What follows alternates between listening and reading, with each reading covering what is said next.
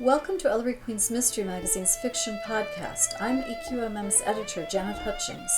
In each year's closing issue of our magazine, a ballot is included that readers can use to vote for their favorite stories.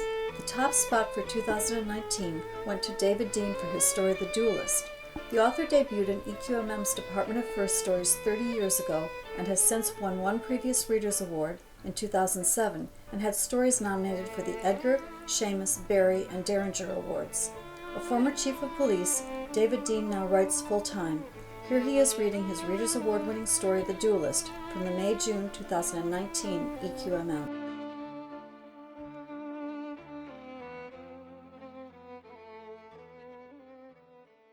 With jackets removed and cravats undone, the two men faced each other in the sweltering heat of the new morning. The older man was tall and robust-looking, with curls and a large mustache. The younger of average height and delicate frame. Like a fiery eye, the distant sun rose above the sandbar they stood upon, revealing a desolate waste of scrub oak, sassafras trees, and driftwood, a shifting island that lay just beyond the reach of Mississippi law.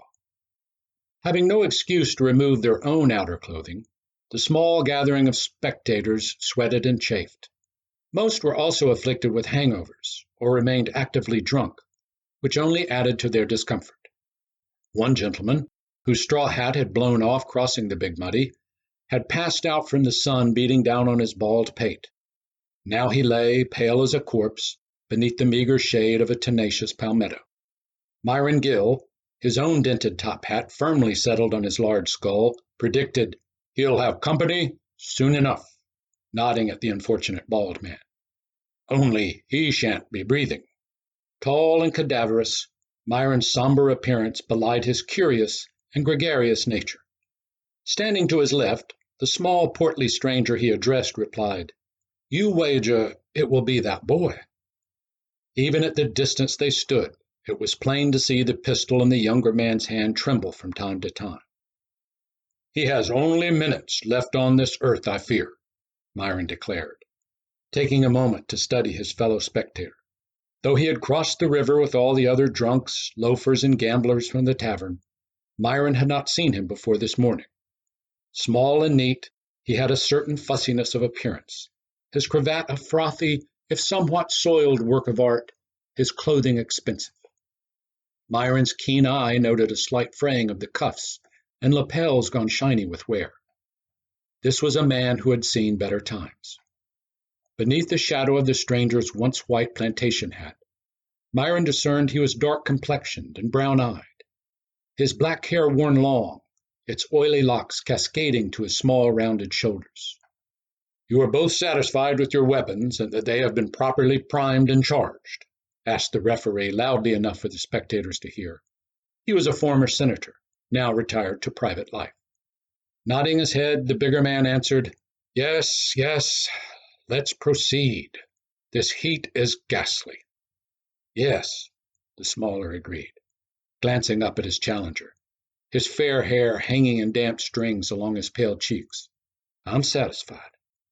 "There is still time to rescind the challenge," the referee reminded the big man. "Mr. Forrester has made it clear on several occasions that he never meant to give offense. You may both withdraw from this with honor. You've only to say the word, Captain Nutty." "He should have considered that before making his slanderous claims. May we continue?" With a sympathetic glance at Forrester, the referee called out, "If there is nothing more to be said, then, gentlemen, turn and await my count." At this command, the spectators went silent, the hot wind riffling through the dry leaves the only sound. "Perhaps he will only wound the boy," the man with the frayed cuffs ventured in a whisper. "Surely he is a sporting man."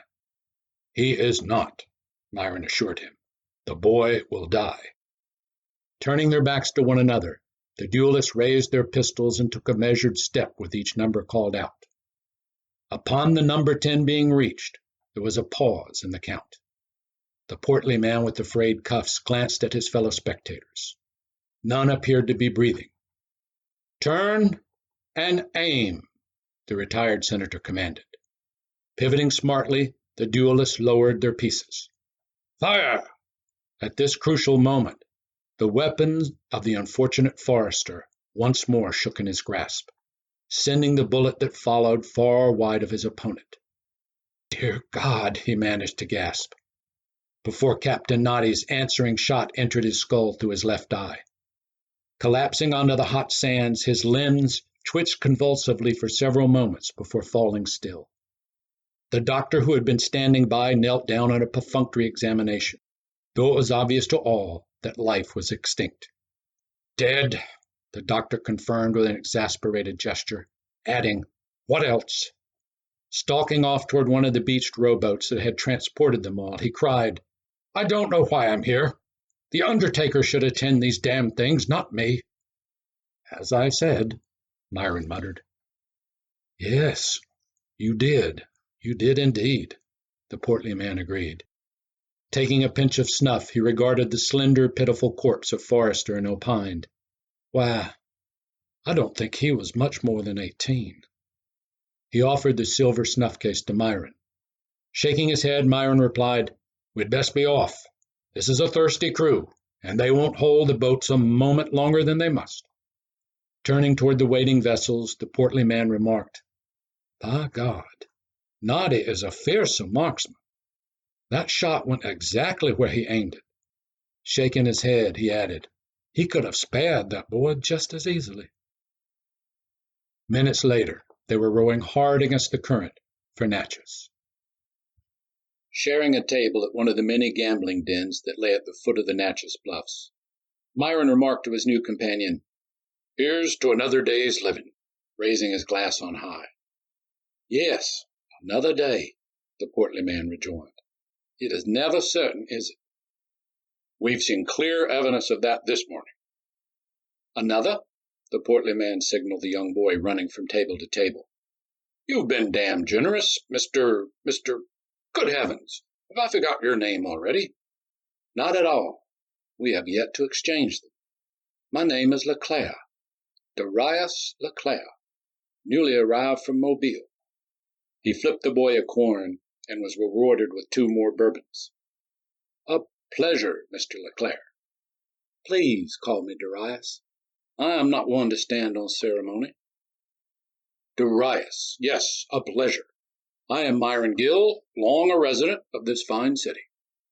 "We are well met, sir, as I have never set foot here until last night, arriving by late coach. It was my good fortune to fall in with you this morning."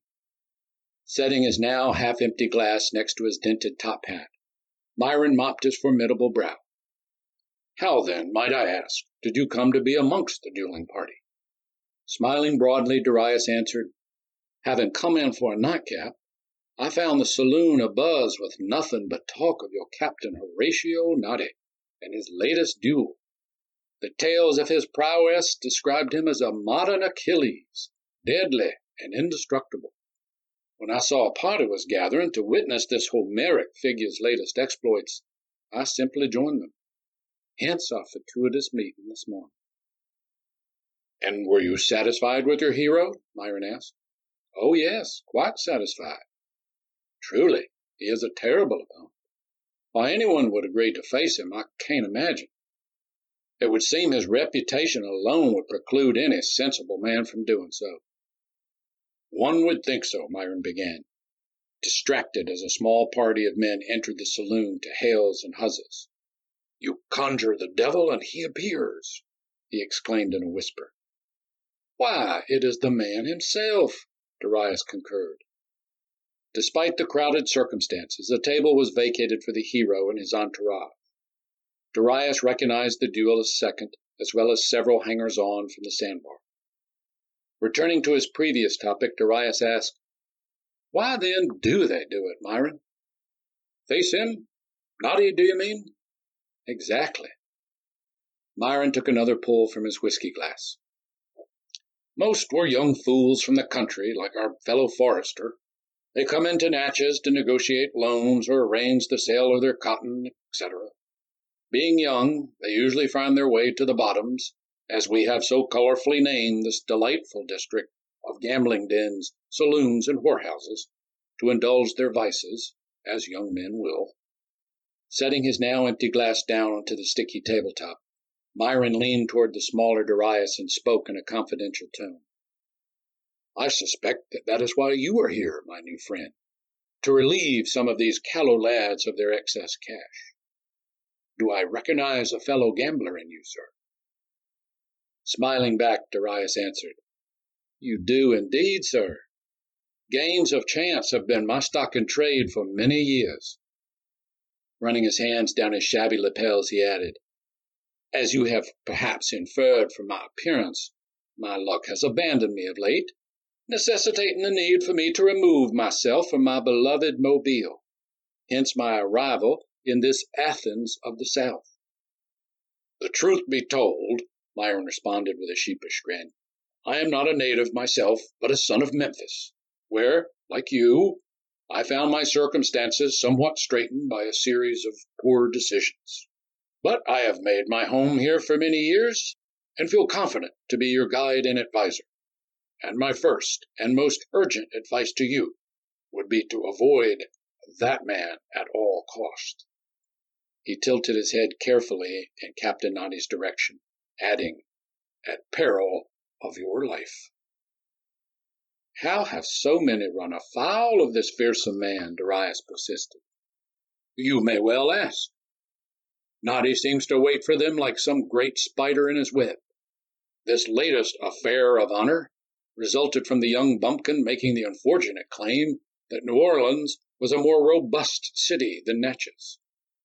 It fell upon the sensitive ears of our captain as a slur upon the character of our upstanding citizens.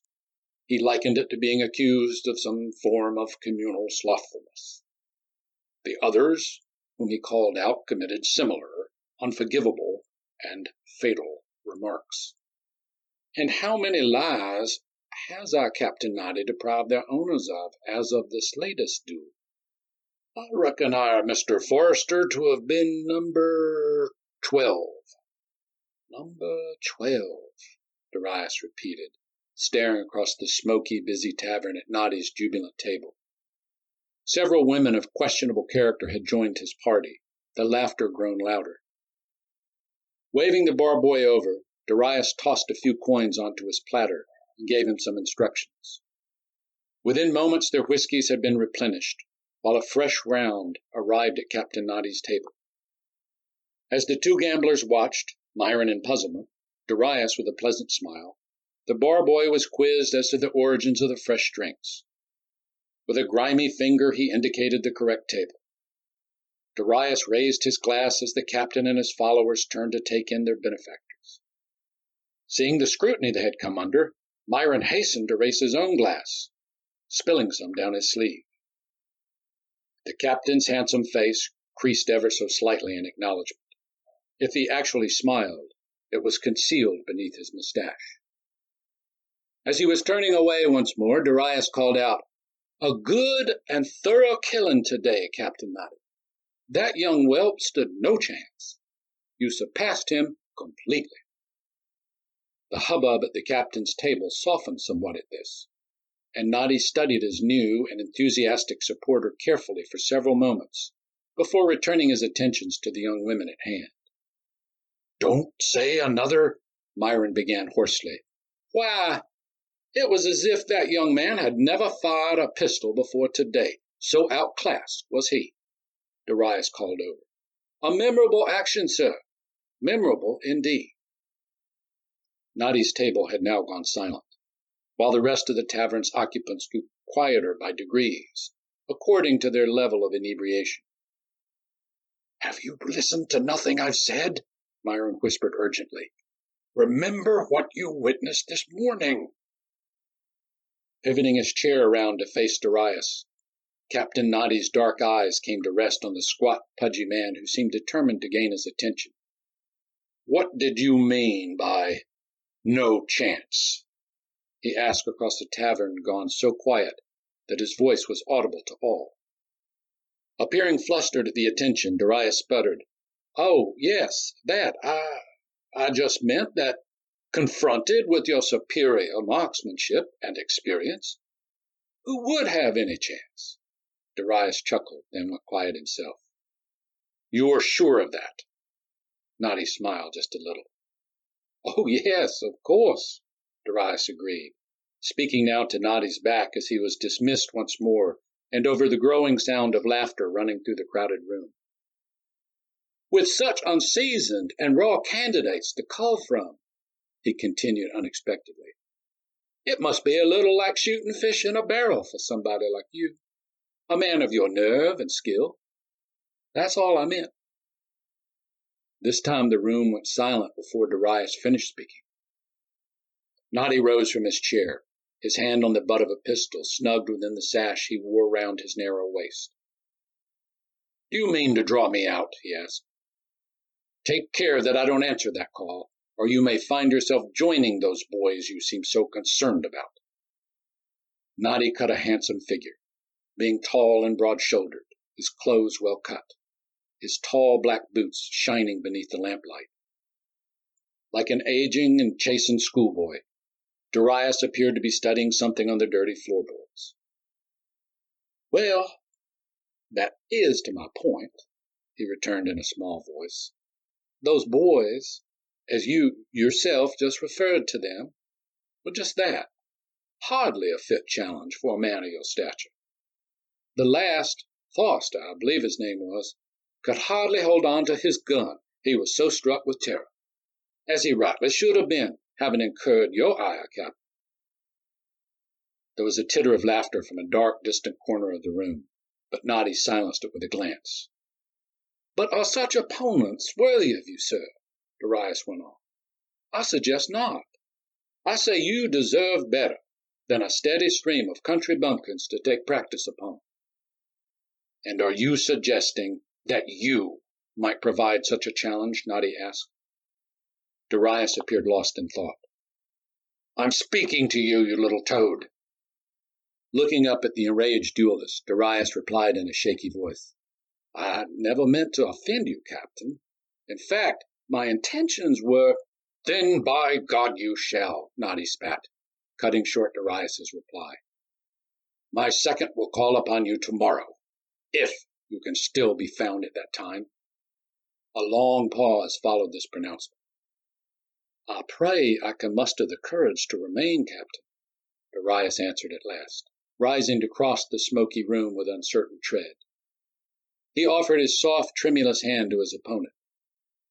Darius Leclerc, sir, of the Natchez Queen Hotel. At your service, I fear. Noddy disdained taking it, and Darius added, It is my understanding that I will be your 13th challenge, Captain Noddy. If, after considering the significance of that number, you should wish to withdraw, I wouldn't object, I assure you. You wouldn't, Noddy sputtered in fury. The day after tomorrow I will kill you, sir, as soon as the sun rises. Snatching up his coat from the back of his chair, he stormed out of the room.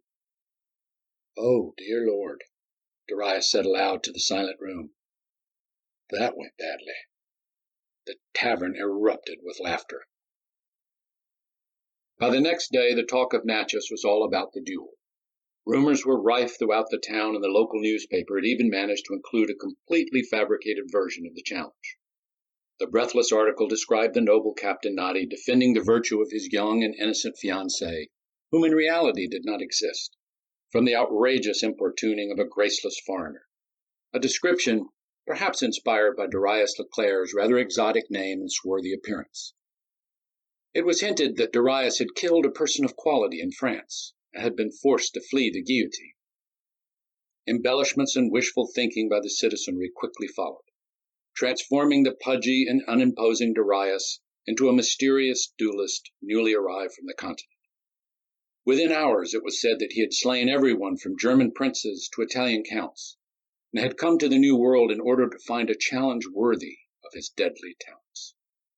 For the first time in a decade, there was open discussion of a less than certain outcome for Captain Noddy. The stranger's much-bandied words had the ring of truth to them. Who could deny, now that the subject had been broached, that Noddy's victims had all been young, feckless bumpkins, as the European combatant had pointed out? But even as this line of thought gained traction, More sober citizens reminded one and all of Nadi's undeniable and demonstrated marksmanship. Seeing the wisdom in this view, all but the most degraded of gamblers resisted making book against the hometown favorite. It took only a moment's reflection to envision the usual outcome to the fight ahead, and foresee that a list of those betting against Nadi might also become a calling card for future challenges. "Has his second called upon you?" Myron asked his new and suddenly famous companion. He stood in the doorway of room 4 of the Natchez Queen Hotel, feeding the brim of his hat to his hands and feeling somehow responsible for the peril Darius faced. "Oh, yes," Darius replied. "I must say he was very formal and respectful about it all. He even gave me Nadi's calling card. Strange, isn't it? We assert our determination to kill one another, then present our cards." Myron stared at the bouquets festooning the small, shabby room. "My God," he whispered in awe. "You are a luminary." "None of the attached cards are signed," Darius laughed. "They wish me well while remaining safely anonymous." Shutting the door behind him, Myron observed, "They wish to go on living. Who can blame them?" Drawing closer, he added, "You still have until tomorrow, Darius. For God's sake, slip away tonight after dark. Believe me, in a week's time the whole sordid affair will be forgotten." Sitting on the edge of his narrow bed, Darius indicated the only chair in the room for Myron. Pouring them each a whiskey from his flask, he said, "You see no chance for me?" "Of course not. You're a gambler, not a duelist. You don't have the look of a killer about you at all," Myron answered, downing his drink. "You don't believe the stories about me that have been circulating about town?" "What? Of course not. You told me yourself you're just here for the gaming." "Yes, that is what I said," Darius confirmed. Myron held out his glass for a refill, noting the steady hand that poured it. His mouth opened, then shut once more, then opened again. "Are you telling me that wasn't true?" Darius looked back at him, saying nothing, his face unreadable. "You," Myron began, then tried again. "You can't be. You don't even carry a gun. How can you—" He stopped mid-sentence as Darius withdrew a slim mahogany case from his valise, opening it to reveal a pair of gleaming and expensive dueling pistols, chased in silver. Myron leaned closer to read the engraved escutcheons on the grips. "Perhaps I was not altogether truthful," Darius answered, snapping the case shut and returning it to his valise before Myron could make out the inscription. "You," Myron sputtered, taking in the expensive pistols, the implication of their possession. "You are a ringer, by God!" "Not so loud, if you please. The walls here are rather thin, I fear." Myron began to laugh. "I never would have thought—" "No," Darius replied, "of course not." Pouring them another round from his flask, he added, "There is something you could do for me, Myron." "Yes," the bewildered gambler answered, catching Darius's tone and becoming serious. "What would that be?" "That you place whatever money you can afford on me, and if you don't mind, place my wager as well." He stuffed a wad of bills into Myron's front coat pocket. "We could make a deal of money," Myron replied, rubbing his long hands together like a fly. "A great deal indeed." Then in a more worried tone, "Providing I can find a bookie to take our bets. That may prove a challenge." "There's always someone to take your money," Darius assured him. "Perhaps if you whispered into the ear of a particularly hungry odds-maker of what you've learned here—" He left the rest unsaid. "Now, if you don't mind, I have to ready myself for the midsummer ball this evening." "You've been invited to the ball," Myron stammered. I've lived here for years now and haven't managed to snag an invitation. "You are a wonder, sir." Laughing, Darius replied, "It seems that this year no ball will be complete without its mysterious European assassin." Taking a brush from the dresser, he proceeded to clean the dust from the only coat he owned. Watching the young ladies of Natchez glide through their graceful, complicated steps reminded Darius of how long it had been since he last attended such a genteel gathering. Sipping from a crystal cup of rum punch, he reflected on those long-ago days when his world of privilege had been a thing taken for granted, It had only asked of him that he take his place each day, that he follow the prescribed steps, much like the young women he was watching. He had found himself unable to do so. There was inside him a difference. He could not think why it should be so, but neither could he resist its power. In time, despite his best efforts to disguise it, he was exposed and cast out. Noticing some of the young ladies throwing glances at him as they spun round the ballroom, Darius raised his glass and smiled.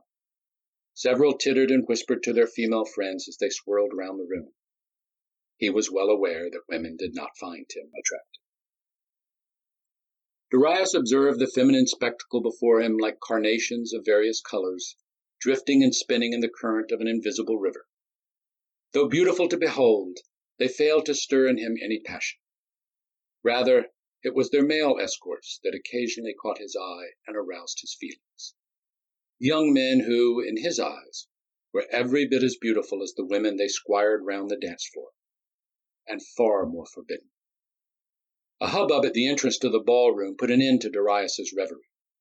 Heads began to turn as the tall figure of Captain Horatio Noddy arrived for the dance. His handsome visage with its dark curls and mustache rose above the crowd. Making his way through his admirers and well-wishers, Noddy stiffened upon seeing Darius. Taking a cup of punch, he said, "I'm surprised to see you here, Leclerc, if that really is your name." His entourage formed a semicircle behind their man, their ears pricked. "I surprise myself sometimes," Darius smiled. "Obviously, the standards have been lowered to allow for foreign trash." Noddy glanced to his followers for a reaction, and was rewarded with sniggers from the young fops. He smiled in as well. "It occurs to me, Captain," Darius replied, "that my invitation here betokens something altogether different than a lowering of standards. Rather, it reveals a division in the ranks of your adored public, sir. That there are some, perhaps many, who long to see you fall on the morrow." Noddy's mouth fell open in disbelief at the brazenness of Darius's response. "You goddamned rascal," he managed after a moment, thrusting a hand into his waistcoat. Placing a restraining hand over Noddy's own, his second warned, "Captain, don't. Tomorrow will come soon enough." "A hidden derringer!" Darius exclaimed a little louder than was necessary. "I'm surprised at you, Captain Noddy, that you should feel the need to go about secretly armed amongst your own people. Do you not feel safe?" This time titters arose from the gathering gentlemen and ladies of the ball, attracted by the confrontation. "How dare you, you prissy little bastard!" Noddy cried. "Do you call me a coward?" The great room was now silent, the orchestra having ceased their play, the dancers like statues. "Oh, yes," Darius answered pleasantly, going all in. "Yes, I most certainly do. A damned, cowardly murderer. I am not one of your farm boy victims, Captain, if in fact you really are, Captain. Tomorrow you shall meet your better upon the field of honor, and this time honor will be satisfied. Your murders atoned for in blood." Throwing his drink to the floor to the accompaniment of feminine screams, Noddy lunged for Darius, but his second restrained him once more. "You damned scoundrel!" Noddy screamed at the low gambler. "I don't have to tolerate this." "It seems that you already have," Darius rejoined, while using his only clean handkerchief to pat the drops of liquor that had spattered his clothing. "However, I am done with you for now." Straightening up from his task, he added, "But I will wait on you tomorrow at dawn. Make no mistake about that. Now, I suggest you retire before disgracing yourself further." Carefully selecting a brimming cup from the table, Darius brought it to his lips without spilling a drop, making sure as he did so that his gloved pinky was daintily lifted. This was received by the enraptured crowd with a round of polite applause as Noddy glared at them all. Excusing himself with a slight bow, Darius walked away to join a game of Black Widow in an adjoining study, and within minutes was playing his hand as if he hadn't a care in the world, no challenge to his life come dawn. Sitting so as to face the French doors thrown open to the ballroom, he was gratified to see that Noddy, in defiance, had remained and kept returning to the refreshments table. Each time he stared about as if daring anyone to challenge his right to another drink. No one did, and after a while the members of his party gathered round him in entreaty. As he staggered and cursed, they managed to lead him away into the night in his distant bed. Rising, Darius bid the other players good night and retired to the Natchez Queen Hotel. There, in the darkness of his room, clutching the rosary given to him by his mother upon his confirmation, he prayed as he had not prayed in many, many years. It was still dark the next morning when Darius was awakened by a tapping at his door. He opened in his nightshirt to find Myron Gill awaiting him with a cup of chicory coffee and a beignet. "With the compliments of management," he murmured by holding out the offerings. "Breakfast for the condemned man?" Darius asked with a smile, taking the tray. "Do come in, Myron, and thank you." Sitting on the edge of his rumpled bed, he took a small bite of the one and a sip of the other. "Wonderful," he said around a mouthful of pastry. "I've placed the money," Myron assured him. "The odds against us are rather phenomenal, as you might imagine." "Well, I should hope so," Darius replied. "Seeing as how you are laying your life on the line for these potential riches, I guess the least I can do is to offer to accompany you as your second, presuming you don't have one." Myron couldn't mask his apprehension at making such a bold offer, his long, pale face assuming an even more alarming pallor. "That is kind of you, my new friend," Darius assured him. "But I think it best you stay out of Noddy's crosshairs, just in case things go badly." Myron nodded a little too readily, then hastened to ask, "But who will act your second?" "That was arranged with his man yesterday. The good captain, knowing me to be a stranger in these parts, has been kind enough to supply one." "He what?" Myron blurted out, his face a mask of consternation. "You'll be relying on those intent on doing you harm, Darius. They are Noddy's creatures." He took a breath, adding in a tone of relief, "At least you are supplied with your own weapons." Darius appeared puzzled for a moment, then exclaimed, "Oh, those," nodding at the valise containing the dueling pistols. "Yes, well, you see, I told Noddy's second that I would use whatever pistol they had on hand. The damn things are so tedious to clean afterwards, and one gun is as good as the next, really."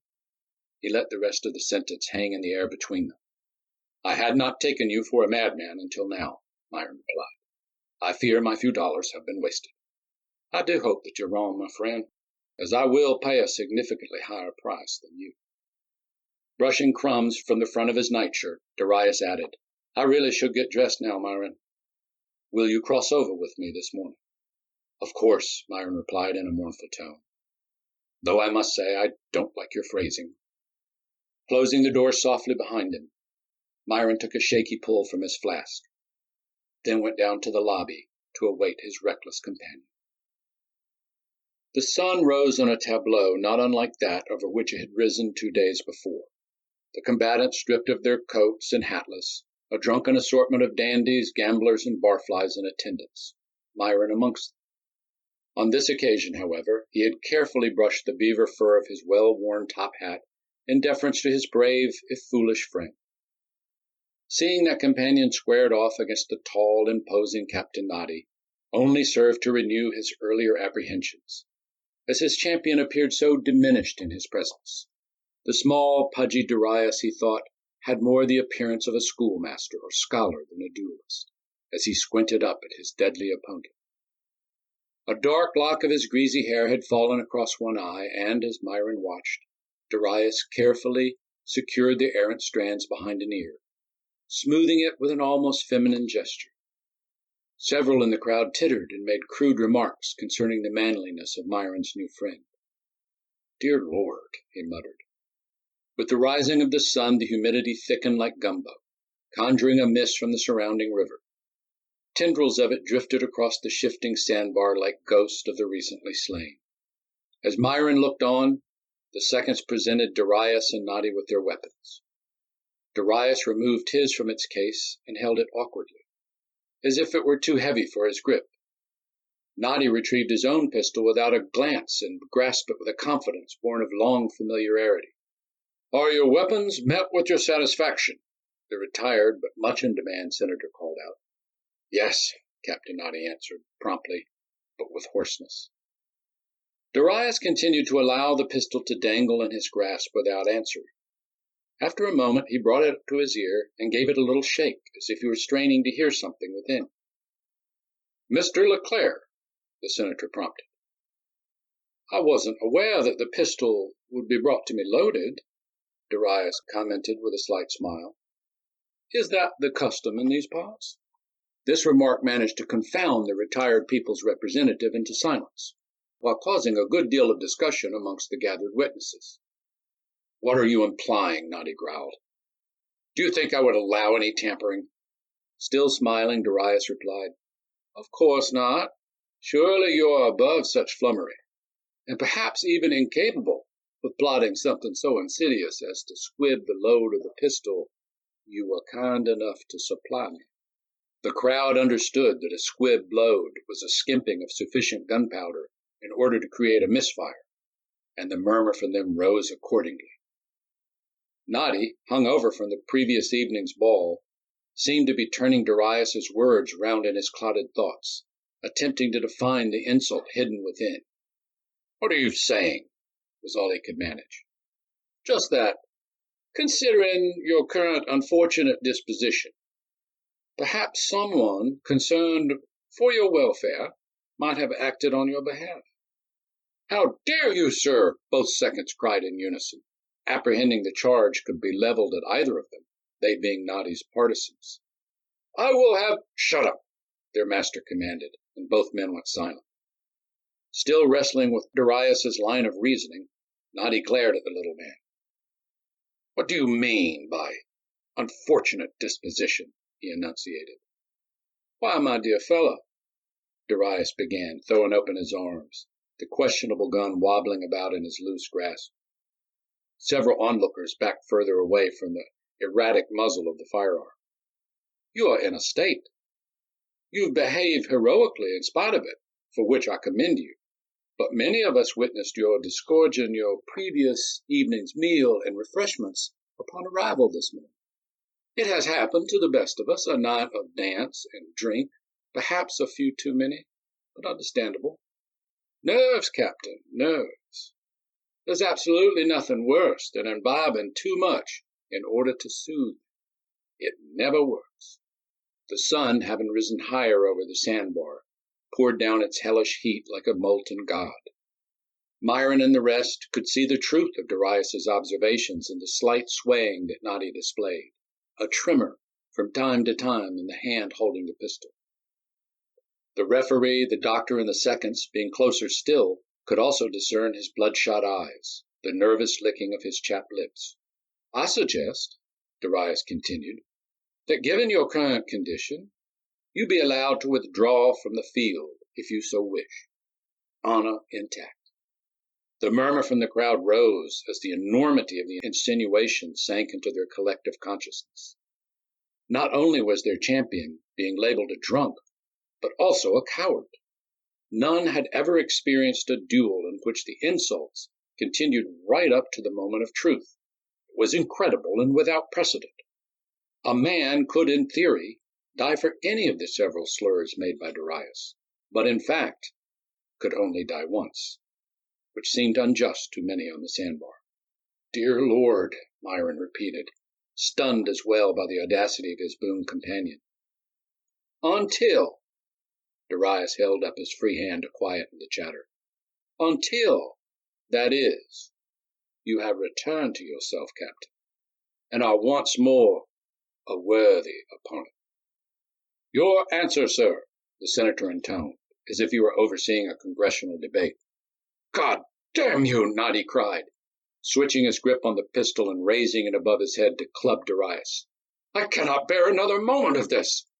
"Stop, sir," the senator demanded, having produced his own pistol in the proper manner, muzzle pointing at the potential recipient of its ball. "There will be no brawling under my watch." Lowering his weapon, Noddy complained, "It's insufferable, insufferable, I tell you." He appeared to be near tears. "Your answer, sir," the senator repeated. "No," Noddy replied, his whole demeanor one of distraction and anxiety. Then again, "No." Appearing unfazed by his opponent's disreputable behavior, Darius stated, "Very well, then, if you insist." The mob, having hushed during this brief exchange, became instantly reanimated at its conclusion. The duel was on once more. "However," Darius intoned, quieting the crowd yet again, "I wonder, since you have been good enough to supply me with both a gun and a second, whether we might exchange pistols. I only ask in order to satisfy any doubts that might exist following the outcome of this affair." "You venomous little troll," Noddy spat, looking pale and sweat-soaked beneath the climbing sun. "You satanic imp!" "Captain," Darius' second began, then went silent. Darius' eyes cut from the captain to the second, then back again. Noddy's hand hovered over the proffered weapon and began to tremble. "Is there a problem?" Darius asked. Goaded, Noddy seized the pistol while thrusting his own at Darius. "Take it! Take the damn thing!" "Are we finally able to proceed?" the perspiring senator asked, both puzzled and alarmed at the transaction. Had Noddy refused the exchange, then under the circumstances he would have ordered a close examination of the pistol. But since he did not, he could not do so without impugning the captain's honor. "Seconds, step away," he commanded. "Combatants, cock your pistols and stand back to back, weapons raised. When I begin the count, you will take a step with each number called out. When I cease the count at 10, you will stop and remain stationary until I command you to turn. Afterwards, I will instruct you both to take aim. Finally, I will give the penultimate order to fire. Should either of you do so before that order is given, I will shoot you where you stand. Is all this firmly understood?" Having assumed their back-to-back positions, both men nodded their comprehension. "One," the count began. As the two men commenced their fateful march, it was evident to all that something was decidedly wrong with the Avenger of Natchez. His gait, usually so decisive and measured, had become a hesitant and increasingly mincing shuffle. A pall of dread had fallen over him, draining the captain's handsome features of blood and setting the hand holding the pistol to spasm like a divining rod.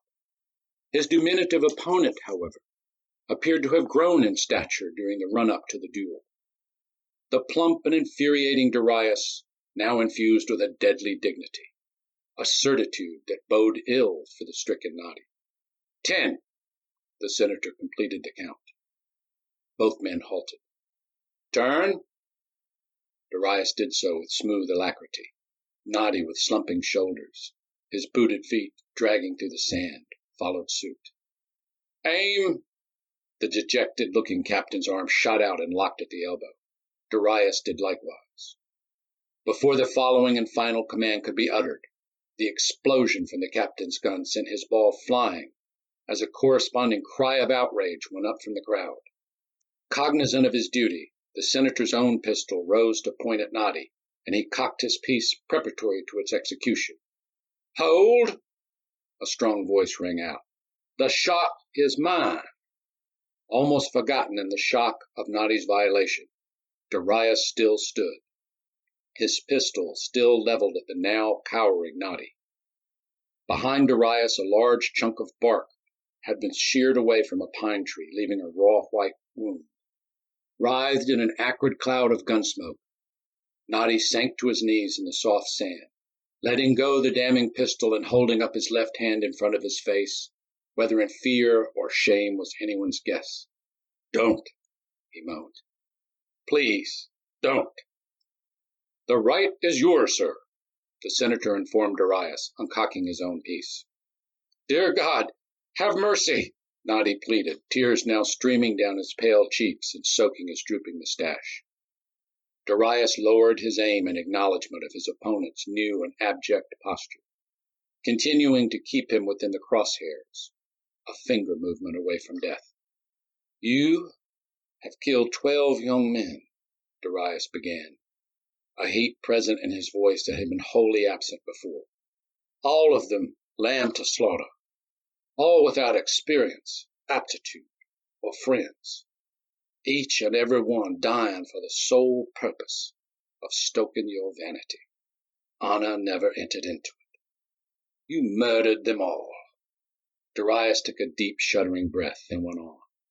One of those young men, you damned butcher, was my brother. I didn't know, Noddy sobbed. Mercy, mercy, he pleaded. Shall I show mercy? Darius called out to the spectators. No, hell no, pull the trigger, shoot, they shouted back, enraged at their hero. It seems your former friends and countrymen wish me to kill you, Darius advised Noddy. Please, please don't, and I shall oblige them, you low dog. The shot rang out across the river. But when the smoke cleared, it was plain to all that Darius had thrown wide his shot. Noddy still lived. Now you know how they felt. The terror, the loneliness, Darius informed the defeated Noddy. You are sentenced to life. Rise and join your fellow citizens, if they'll have you. Tossing his weapon into the sand in front of his opponent, Darius marched off to the boats, ignoring the congratulations of the thoroughly entertained bystanders. Myron hurried after him, and as they were rowed across the river once more, Darius studied the sluggish current in silence, while squeezing his hands together to stop the tremors that had seized them. Emptying the pockets of both his coat and waistcoat, Myron tossed wads of cash onto the narrow bed of room 4. We've made a packet, Darius. By God, we've made a packet, he cried. Everyone paid their debts, did they? Darius asked, pouring them both a whiskey, his hands once more his own. They did so with enthusiasm. They feared the ire of the continental duelist. Is that so? Darius responded with a slight smile, handing a brimming glass to his gambling partner, noting how flushed Myron's normally pallid cheeks had become. What a passel of fools. Myron raised his glass to Darius, and they both took a sip of the liquor. Smacking his lips with relish, Myron asked, Fools, Darius? What do you mean? I have never in my life set foot in Europe, Darius replied. Your local newspaper man has a vivid imagination, and thankfully, few scruples. I paid him well to conjure up that story. Myron's wide mouth fell open a bit. You paid him? Why? Nor am I a duelist, Darius went on, ignoring the question. Until today, I've never even fired a weapon in anger, and I'm certainly no marksman.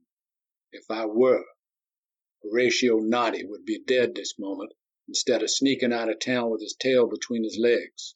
He refilled their glasses and sat down. Did you see how wide of the mark my shot went?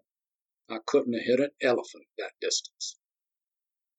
Still standing, the newly charged glass forgotten in his hand, Myron struggled to assimilate his partner's words. What, you, he sputtered, but the pistols! What of your fine set of dueling pistols? I saw them. Oh, yes. Darius squirmed a bit in the room's only chair. Those. I came into their possession as a result of a poker game in Savannah. Handsome pieces, aren't they? Grasping Myron's wrist, he said, I do hope you can forgive my deceiving you, my friend. Your good faith and wages went a long way toward enhancing my little fiction. Remembering his glass, Myron took a moment to down its contents. My God, he said, settling himself onto the edge of Darius's bed by degrees. You might have been killed. You risked your life knowing full well that you stood no chance. I just don't understand. Oh, but I did, Myron. However slim, I stood a chance. That's our profession, isn't it? It was only a matter of sizing up my opponent, assessing his weaknesses. From all that I observed that you had told me of Noddy, I could see that his deadly career was not based on courage, but careful selection. He trove for victims, not challenges, selecting only the very young who, by virtue of their age, were both inexperienced and volatile. Further, they had traveled alone and therefore had no seconds on hand. As no one in this virtuous town wished to act against the fearsome Captain Noddy, the only second that could be found for the stranger was one of Noddy's own entourage, who no doubt regaled him with tales of the captain's deadly prowess. Catching his drift, Myron broke in. And they squibbed the load of the youngster's pistols, just as you insinuated today, ensuring the captain's safety against a lucky shot. With a slight shrug, Darius answered, Well, that's a possibility, perhaps. However, they did not do so to my pistol this morning, the one I exchanged with Captain Noddy. It was fully charged. I heard the ball whistle past my ear at a terrifying velocity. Still, he continued, it did give the mighty captain pause when I suggested one of his people might have been secretly aiding his triumphs all along by doing so. Yes, Myron exclaimed. I saw it in his face. Clearly he dreaded exchanging weapons with you. You devil! You planted a terrible seed of doubt there. And not to put too fine a point upon it, Darius concluded, it was not his 13th duel. The unlucky number was his, not mine. Myron's expression grew somber. When all is said and done, Darius, you've exhibited terrific courage today or incomprehensible foolhardiness. I'm not sure which. But at the end of it all, you have achieved some measure of justice for your slain brother. Noddy is ruined. His new reputation will follow him like the stench of the grave. Darius's expression softened. As to that, he began in a quiet, tired voice, his eyes moistening, I was not altogether truthful either.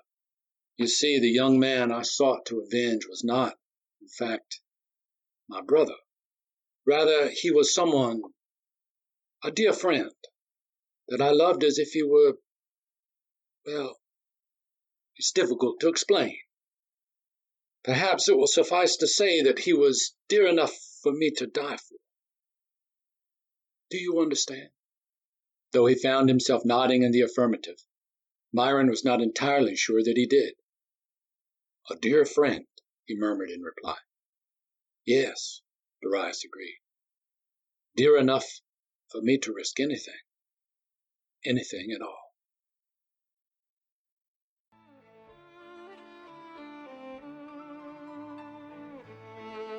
The Duelist is copyrighted by David Dean. Music for the podcast is by Ella Turca and was obtained from the community audio section of the Internet Archive. Mixing and editing for the podcast were done by Jackie Sherbo and Ray Purdom. You can subscribe to Ellery Queen's Mystery Magazine, where you'll find more stories like this one by visiting our website at elleryqueenmysterymagazine.com.